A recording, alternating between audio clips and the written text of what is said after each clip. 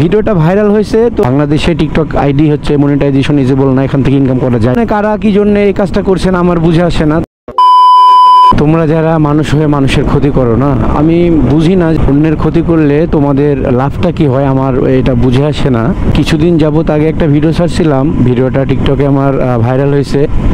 তো এটা কিছু কিছু মানুষের সহ্য হয়নি। তো আমি কি টিকটক থেকে টাকা ইনকাম করি না টিকটকের থেকে আমি ডলার ইনকাম করে বড় কিছু হয়ে যাচ্ছি, যে আমার এই যে এই ভিডিওটা আমার হচ্ছে যে ভাইরাল হয়েছে, এটাতে রিপোর্ট মারছে। দেখেন এই যে আমি স্ক্রিনশট দিতেছি, এই ভিডিওটাতে হচ্ছে যে রিপোর্ট মারছে। তো কি জন্য এটা করছে, কারা করছে, কি জন্য করছে ভাই আমার বুঝে আসে না কি জন্য এটা করছে। ভাই একটা কথা কি, যে ঈর্ষা যারা করে, যাদের মধ্যে ঈর্ষা আছে, তারা কখনোই লাইফে কিছু করতে পারবে না। তবে আমার মন বলে কি, যে অনেকে আমাকে SMS করে কিংবা হচ্ছে ইনবক্সে কিংবা কমেন্ট বক্সে কমেন্ট করে যে সাপোর্টের জন্য। তো দেখেন ভাই, আমি আসলে প্রফেশনাল টিকটকার না, আমি জাস্ট শখের বসে মোটো ব্লগিং করি। আমি চোখের সামনে যেগুলো আসি সেগুলো তুলে ধরি আর কি টুকটাকভাবে।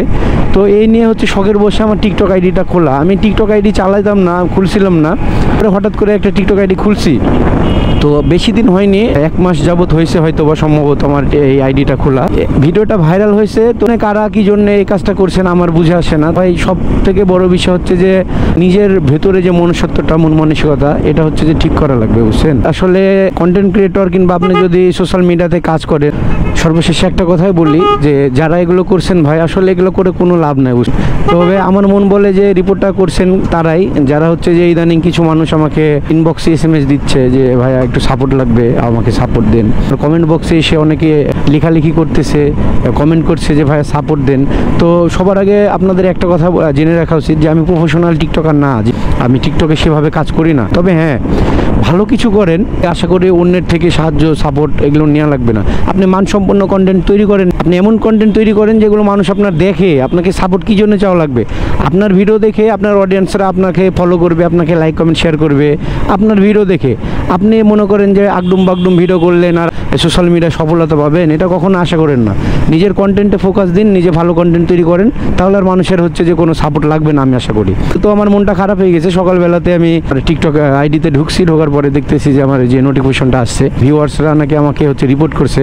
তো এটা দেখে খুবই খারাপ লাগলো। আমি এমন কোনো কারোর সঙ্গে রিয়াক্ট করিনি, কিংবা এমন কোনো আমার ঝামেলা নাই যে আমাকে হচ্ছে রিপোর্ট মারবে। এটা হয়তো বা তারাই করছে যারা হচ্ছে যে আমার থেকে সাপোর্ট করে চিল্লাচিল্লি করে সর্বদা।